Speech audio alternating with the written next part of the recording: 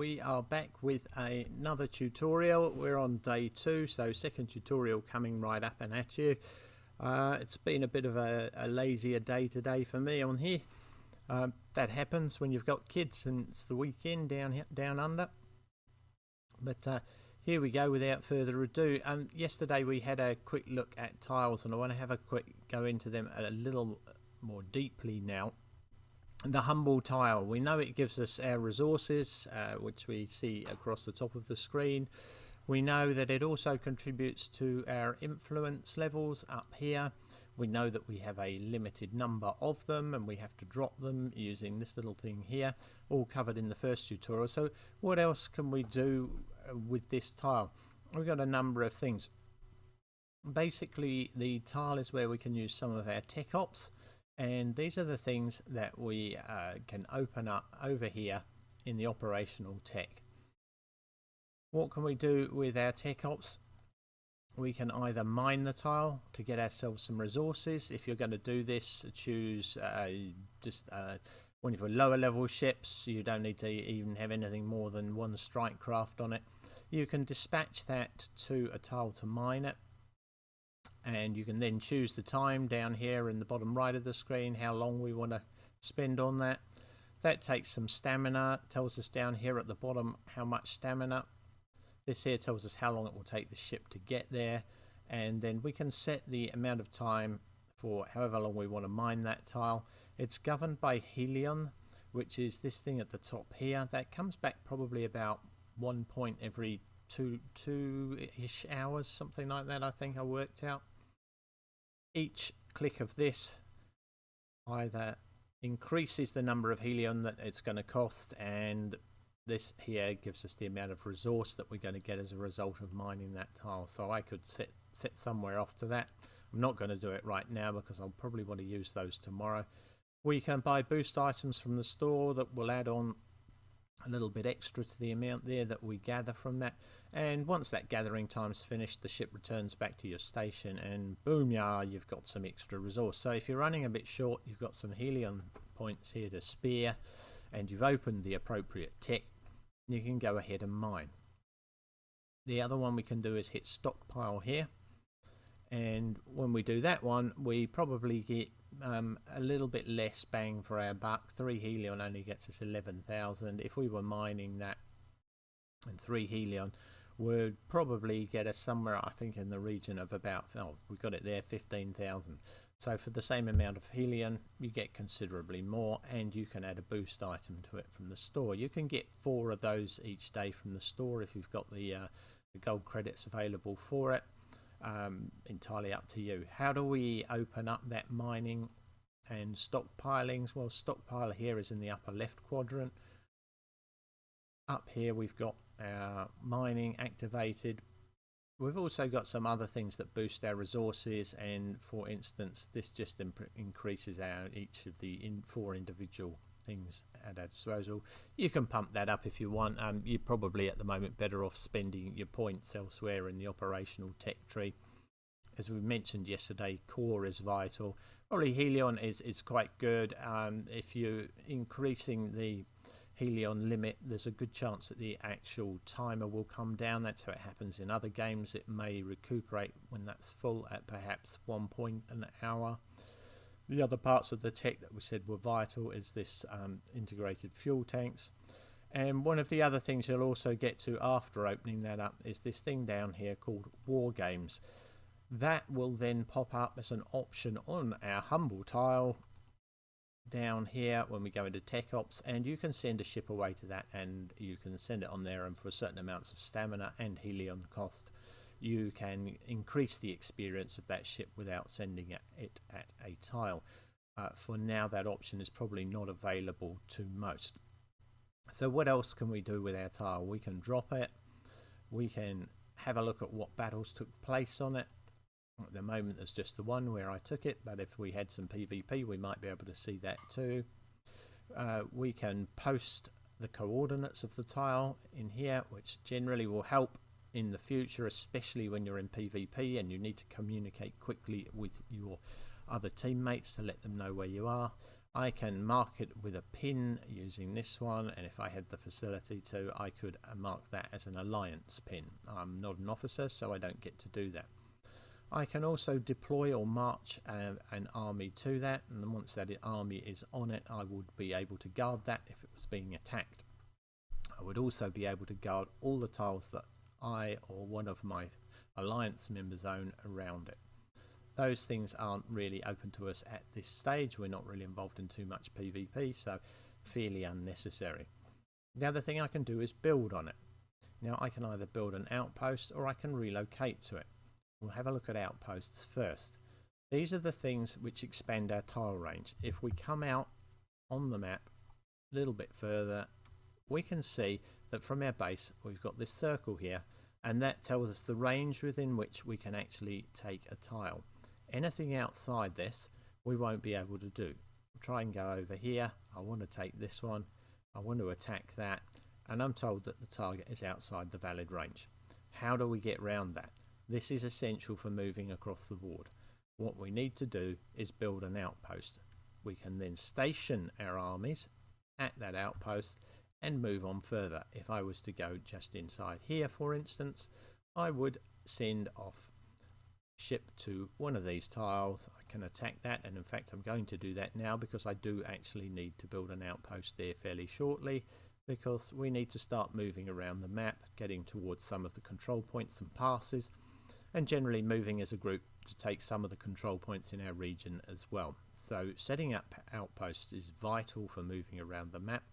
It sort of slows the game down. Yes, this is a geostrategic war game. You're not playing a Clash of Kings or Game of War clone here. There's a little more thinky in this game. So the next question is, what is this relocate thing? If we were to move to one of my own tiles, I can just grab one here and go back in, and if I click on one of these and I want to build, relocate is to move your base. In order to do that, you need 7 1x1 tiles, in other words, one with the other 6 surrounding it.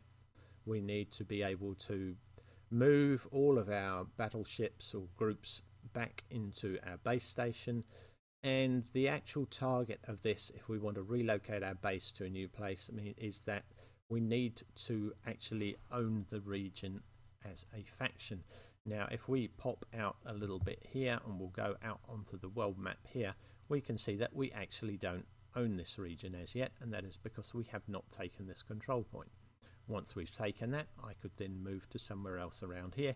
Obviously not going to do that. All these blue dots here are people who are within my own guild, and there's not a much point in me trying to gain any resource in this area. It's completely chock-a-block. So we're going to build some outposts, try and move to a new place and see if we can pick up some more resource from there. So that's about that on the humble tile, as we like to call it. We touched earlier on the operational tech tree. I will just go over some of this. Basically, you've got up here, you've got your core abilities, which is essentially some increasing ship's power, increasing the elemental power, and the ship's initiative. I've put 1 point into this simply so that if one of my ships meets the same ship in a PvE battle, I've got at least the jump on them. I've just put the 1 point in. Most of my ships use ship's power, in other words physical damage to damage another ship. Arcane infusion increases the elemental power if you've got a ship that puts out a lot of radiation damage, for instance. This is the one you would want to be pumping up. For now I'm mainly focused on this. I will come back later and probably put some points into that one there. Core, as we know, gives us increased tile capacity. That is capped depending on what level we're actually at. Here I'm at level 16. Hopefully we'll be at level 20 sometime after I wake up tomorrow, and in that case I can then get myself an extra few tiles. Helion is kind of important at this stage. It's useful for mining. We're not really going to have too many points to put into it to make it worthwhile. That's really only when it's maxed out. Useful to have mining, probably not so great to increase any of these. And then we've got scouting. really only useful when you're looking at taking 200 level tiles. If you really want to scout something in advance, stick one strike craft on a junk ship, send it there, and you'll find out what's on there, and then hit it very soon after, before the defenders reset. Down the bottom here, we've got power projection. That increases the number of outposts I talked about earlier. There's some fairly useful items in here. We can use hyperdrive, which ignores range limits, deploying battle groups to a faction controlled region. That means you can jump somewhere where you don't have outpost range to take one tile, so that you can then probably build an outpost to get more tiles around it. And that costs, from memory in the early testing, that was 10 helium points to do that, but it's an insane ability if you need to go a long distance. This just simply moves the speed of our units. We can increase the reinforcement times. We can bump up our fabrication times. That's a very useful one. And then we can give these a speed boost. Probably not that essential until we're getting into PvP, and we might use it a little bit then. And the real goodies tend to open up here, and in order to get these ones open, then we need to probably be up to, what is it, I think it's level 30, up here at the top. Yeah, ship XP gain, very useful. War games, not probably so much.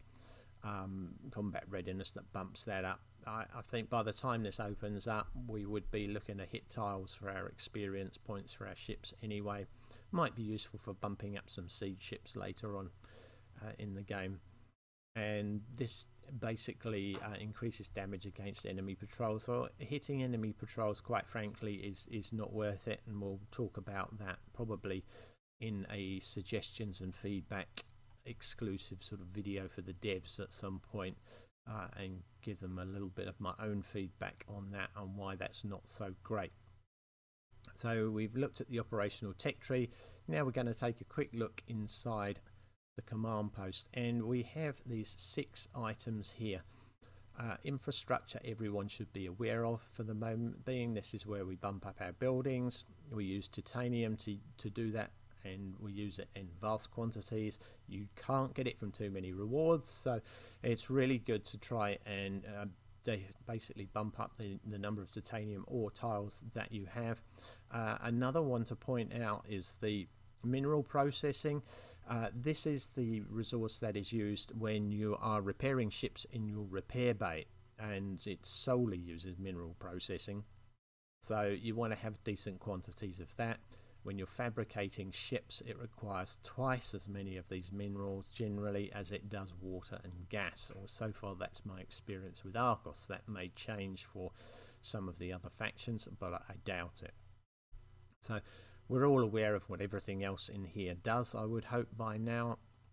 We'll come back and have a look at this. Our command center simply tells us a little bit of information, that most of which we already know from the UI, but the other main thing it gives us is the ability to change which of these factions we belong to. I'm not going to click that and do that right now.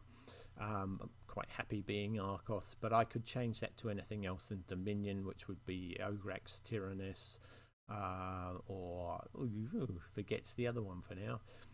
Anyway, if you want to change your allegiance there, you can do that. It's kind of quite makes it possible to essentially, if somebody's being a pain in your backside and you want to go and hit them, you could actually change that, leaving your base where it is, and it will turn all the tiles around you red, and you can go and wallop someone back.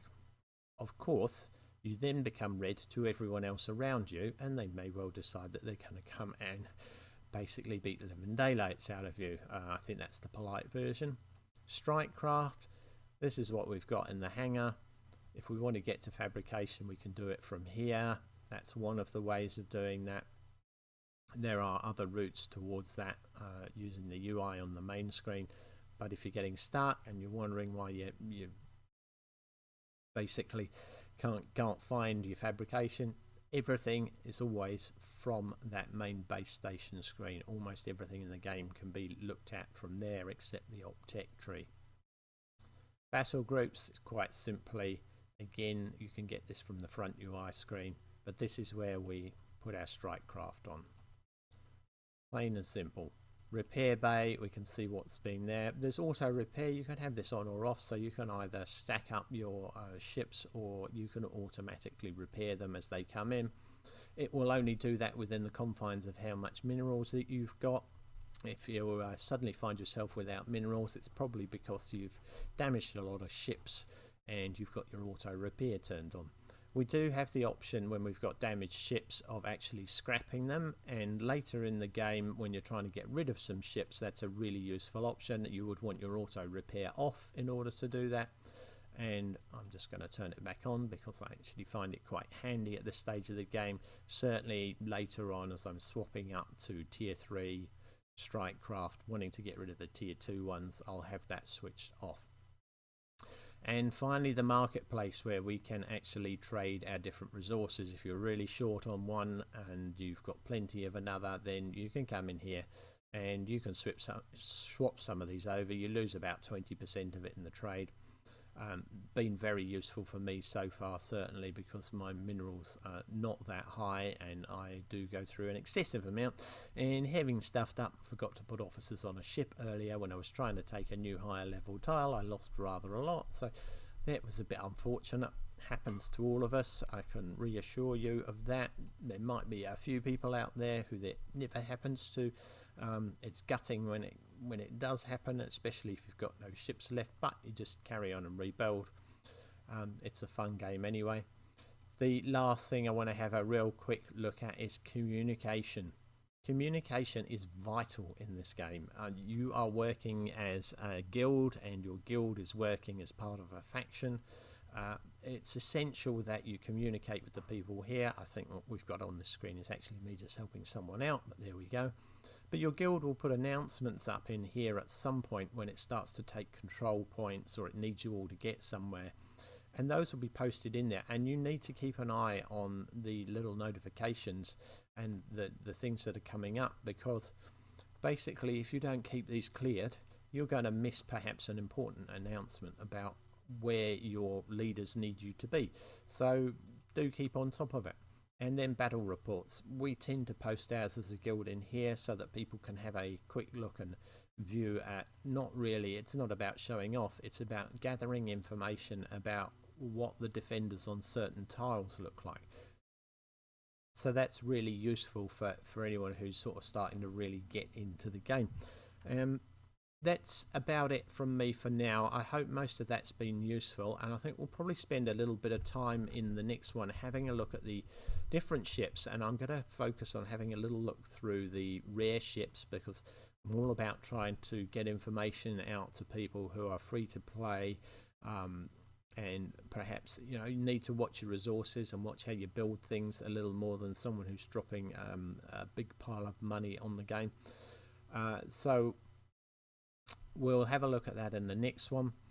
One last thing that I really do just want to have a look at is I would kind of strongly advise everyone to go over to warofnova.com, and basically it's when you get in there, you create and register your own account. Use the account that your game is bound to, and you can then register for an account, set it up here, and what that does is shows you the milestones you've reached within the game.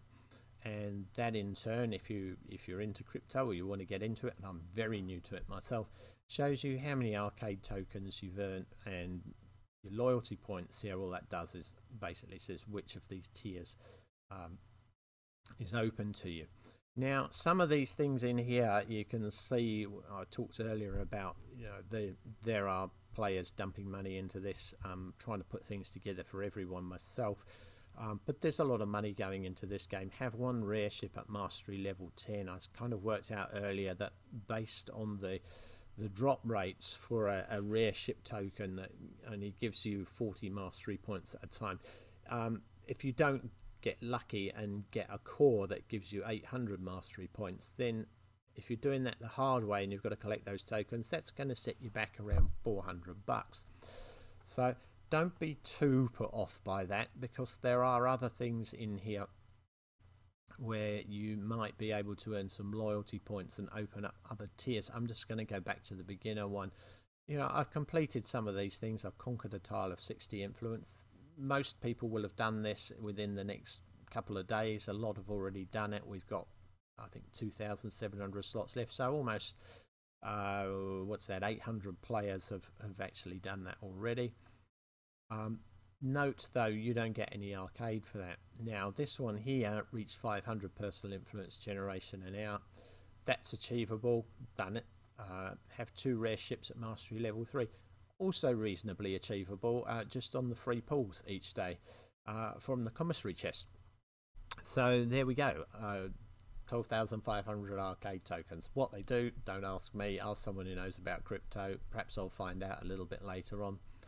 I have spent probably maybe $70 or $80 on the game, so we're looking at you know, being able to compete in this. 2 rare ships at mastery level 4 and 4 epic officers. Not too much of an ask there, and we got a bit more arcade tokens for that. When you do go in and register, what I just want to ask people a favor is that you'll go to something here called account settings. If you have a look at that account settings in there, I'm just going to pull something up that I took a screenshot of earlier. You get this thing here that basically it gives you your game ID. Obviously I've blacked mine out. There's a referral code at the top, and please, if you like what I'm doing, just put in Silk in there, and with a little bit of luck, that might mean that they're going to punt a bit of crypto my way from the game management end. I've got no idea how it works, so that will be a fun journey for me, and we might be able to have a little bit of a laugh about that at some point in the future. So really, thank you very much for watching. I do appreciate people coming in. I love having the comments and being able to respond to them. At some point in the future, we'll probably start getting together some ideas from the community about how we'd like to see the game develop. So do come in, do get involved, always listening, always in the game to help out the server that I'm in. Try to do that as much as possible. Not getting much time to get into the Discords at the moment to help people out. Very sorry about that, but it's the weekend and my kids need me and I need them. So that's all from me. We'll do another one tomorrow. Thanks very much for watching.